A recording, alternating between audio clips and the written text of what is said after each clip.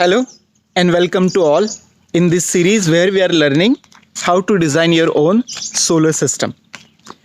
I hope you are all keeping safe and taking care all the precautions for the coronavirus.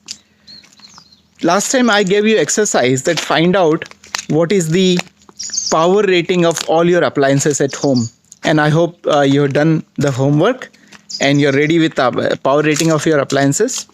Today we are going to learn how much energy appliance is consuming in a day, so that we can also differentiate between power and energy. So I told you last time that the power is a capacity of a machine to work. So if machine is working harder, faster, then the machine is said to have higher power. Energy is the measure of how much machine is working. Okay. So if a machine has a X amount of power but it is sitting idle, it is not doing anything, then it is not consuming any energy. Or when we say that how much work is being done by the machine, then the next natural question is how much time the machine is working, right?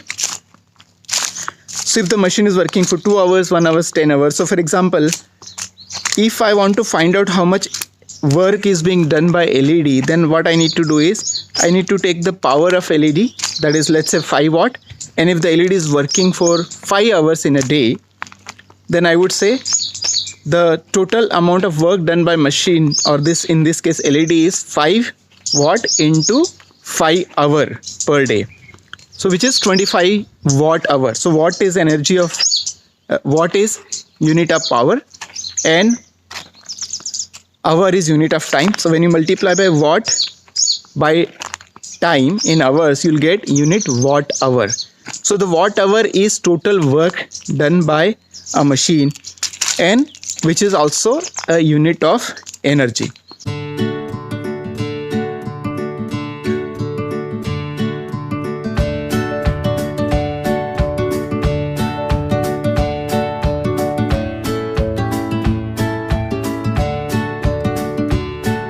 So let's say if LED is of 10 watt and it works 10 hours per day, then the total energy consumed per day is 10 watt into 10 hour per day, that is 100 watt hour per day.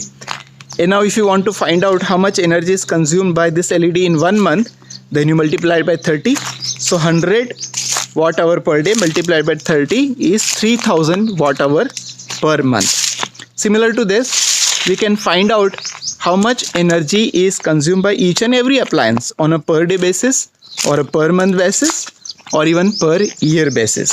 So suppose you have appliance like geyser, which may be consuming about let's say 2000 watt if it is instant geyser. Now 2000 watt, even if you are using your geyser for 1 hour, then your energy consumption or electricity taken by geyser is 2000 into 1 hour, that is 2000 watt hour per day. And if you multiply by 30 to find out the per month consumption, then that is 2000 multiplied by 30 is 60,000 watt hour per day. Now many times when we talk about electricity consumption, we talk about kilowatt hour, or we talk in terms of number of units consumed. So if your energy consumption is 1000 watt hour, then you say 1 kilowatt hour. If your energy consumption is 2000 watt hour, then it is equivalent to 2 kilowatt hour. Or if your energy consumption is 15,000 watt hour, then your electricity is 15 kilowatt hour. So in this way, you can actually find out energy consumed by appliance in a given day, given month, or even entire year.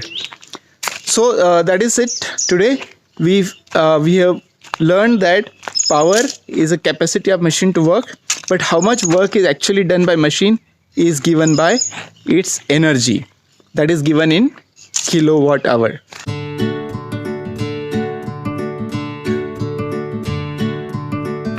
So the today's homework is all the appliances that are there in your house, find out how much energy they are consuming on a per day basis. So find out what is a per day energy consumption, and you can also find out per month energy consumption by multiplying appropriate time. and make a sum of all the energy consumed by appliances in your house. So in the next episode, when I'll come, I will discuss with you how to estimate the total electricity bill and whether your bill that you're paying is coming right or not. I hope you like this episode. Please do the homework, make the list of how much is the total energy consumed by the appliances in a given day or a given month, and next time we'll continue from here.